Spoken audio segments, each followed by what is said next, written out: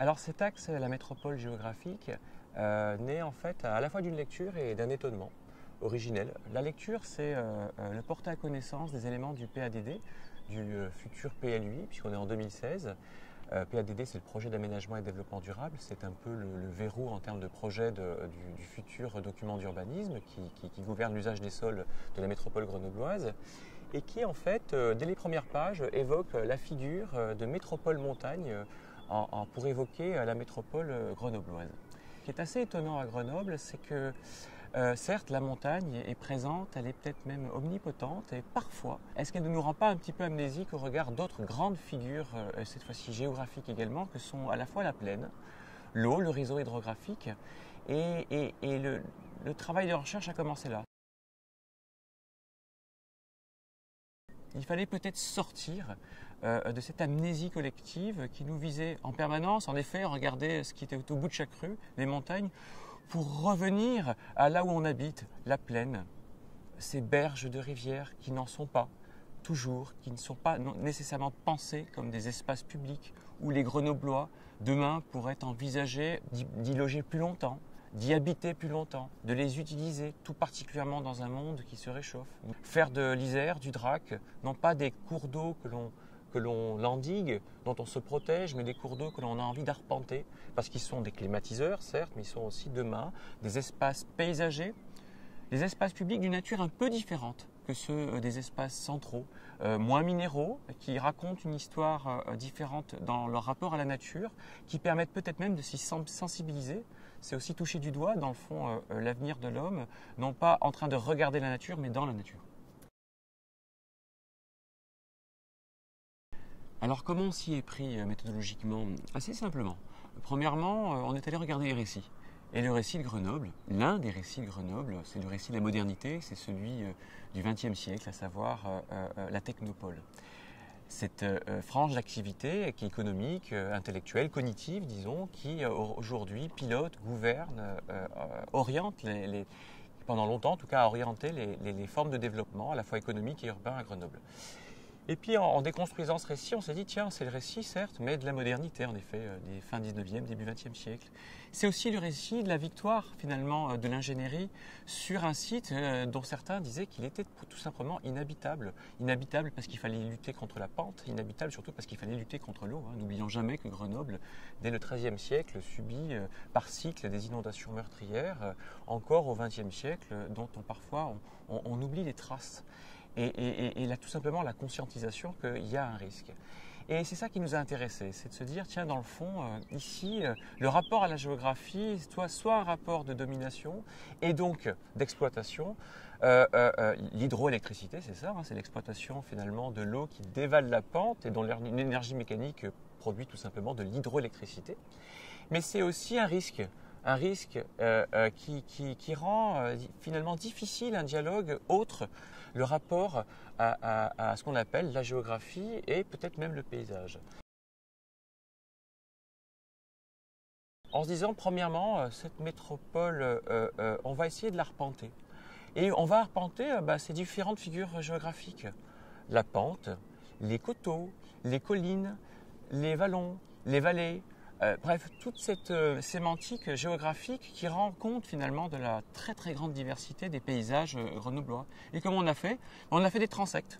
C'est-à-dire qu'on a pris des itinéraires et on était des collègues de l'agence, de la métropole, des techniciens, des chercheurs, des experts, pour pouvoir collectivement arpenter ces géographies métropolitaines, s'arrêter, en discuter, se demander dans le fond comment elles étaient prises en compte dans à la fois les projets ponctuels, mais également dans une vision plus stratégique de ce que pourrait être la métropole grenobloise demain. La deuxième chose, c'est de se dire, ces éléments géographiques, l'eau, la plaine, la pente, comment on peut en tracer la géohistoire? Comment on peut envisager l'évolution de l'usage des sols de ces espaces, une fois de plus, afin de décaler les regards sur ce qui fait récit dans cette métropole, trouver finalement des temporalités autres que celles de la modernité finalement, dont l'accomplissement et le devenir technopolitain. Et là, on a pu faire apparaître à travers un outil qui sera dans le volume de Grand A, la frise chronosystémique, qui commence à mettre en regard à la fois l'histoire des hommes et l'histoire de l'environnement l'un avec l'autre pour nous livrer des histoires un peu différentes, pas concurrentes de la technopole, mais différentes. Et enfin, on s'est posé encore une fois la question de la prise en compte de cet élément, de ces éléments géographiques dans la planification, mais également dans les projets, et l'articulation des deux, qui en gros revient à articuler des échelles. Du point de vue de la planification, il y a un document extrêmement intéressant qui s'appelle l'OAP Paysage. Ce document, il raconte une histoire très intéressante, c'est-à-dire que le territoire de Grenoble est constitué d'ambiances paysagères, et pour chacune de ces ambiances, il faut envisager les qualités de ces paysages, c'est-à-dire en gros les définir, et en vue d'aiguiller, d'accompagner ce qu'on appelle les pétitionnaires, en gros les citoyens qui entreprennent sur ce territoire de Grenoble, mais dans une prise en compte beaucoup plus importante à la fois des éléments paysagers et biodiversitaires. Et quand on regarde les ambiances paysagères, notamment celles qui désignent dans le fond la plaine grenobloise, on a des expressions comme la ville-parc. Et qu'est-ce que c'est que la ville-parc? C'est ni la ville, ni la nature, cette espèce d'entre-deux. Quelles sont les formes urbaines de cette ville-parc? Quelles sont les formes de sociabilité entre les hommes, entre les humains, mais aussi au regard des non-humains dans ces territoires? Il y a beaucoup de choses à inventer. Peut-être que l'un des chantiers à venir, c'est de se dire, au-delà de ces ambiances paysagères, quelle est la matrice, la charpente des espaces publics qui vient réunir les espaces classiques, les espaces de centre-bourg, les places, les squares, les jardins, les grands parcs, avec dans le fond ces ripisylves un peu mis de côté, ces espaces de friches, les coteaux, les piémonts, ces chemins finalement qui sont autant d'espaces de découverte, d'espaces de récréation, d'espaces publics d'une métropole peut-être pas que montagne et éventuellement géographique. En tout cas forte de ces géographies. L'échelle de projets comme l'aménagement hydraulique d'Isère Amont, vaste et extraordinaire projet de réaménagement du lit de l'Isère pour anticiper les éventuelles futures inondations, mais également des projets comme Porte du Vercors, des projets comme la requalification de la Bastille, qui est un totem à bien des égards, totem parce que rupture topographique dans cette plaine, mais totem parce que aussi lieu qui concentre tous les regards à l'occasion de la Capitale Verte 2022. Alors c'est quoi la Porte du Vercors?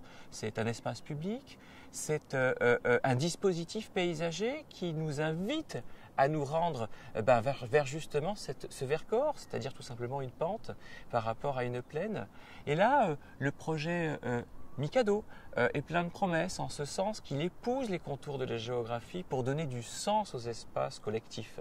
Et il va chercher les qualités de petits cours d'eau qu'on avait parfois oubliés, dont on imagine qu'il serait plus intéressant de les mettre à fleur d'usage, les débuser comme on pourrait dire, des friches qui, demain, des friches végétalisées, qui peuvent être aussi des supports d'une matrice d'espace, encore une fois, public. C'est dans l'esprit même du programme POPSU, cette plateforme d'observation des projets et stratégies urbaines, que de travailler main dans la main avec les techniciens, et cela avec différents niveaux d'expertise et différentes échelles, depuis les collectivités locales, les services techniques des collectivités locales, en passant par ceux de la métropole, et avec aussi les collègues de l'agence d'urbanisme qui ont cette expertise, que ce soit dans l'écriture des documents d'urbanisme et plus globalement dans la connaissance de leur territoire. Ce travail est central dans la mesure où, premièrement, toutes les méthodologies qui ont été éprouvées sur le territoire l'ont été faites en discutant avec les collègues techniciens.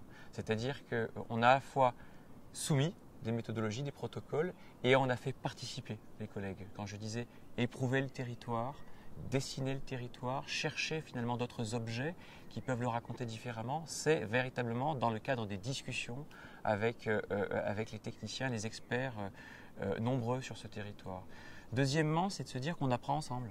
C'est-à-dire, il ne s'agit pas simplement que le chercheur se pose une question, tente bon an, mal an d'y répondre. Non, c'est est-ce que ça a un sens? Est-ce que ça a un sens pour la collectivité? Mais surtout, est-ce que ça fait avancer collectivement les questionnements?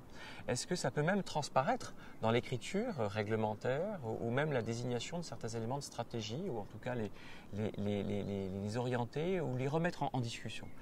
Et enfin, c'est faire œuvre et acte de mémoire. C'est de se dire, dans le fond, les chercheurs, souvent, pour comprendre le présent, ont besoin de se positionner sur ce qui s'est passé avant. Et quelque part, notre rôle collectivement est de capitaliser là-dessus, de relire, de rendre opérant cette histoire technique pour pouvoir s'éviter de la refaire, déjà, premièrement, et deuxièmement, dessiner les contours de choses qui sont transversales et qui sont récurrentes. On se rend compte dans beaucoup d'études un peu oubliées qu'il y a des objets qui reviennent en permanence et qui ne sont pas toujours pris en compte dans les politiques publiques, mais malgré tout, cette récurrence, cette permanence nous dit quelque chose de ce qui pourrait advenir.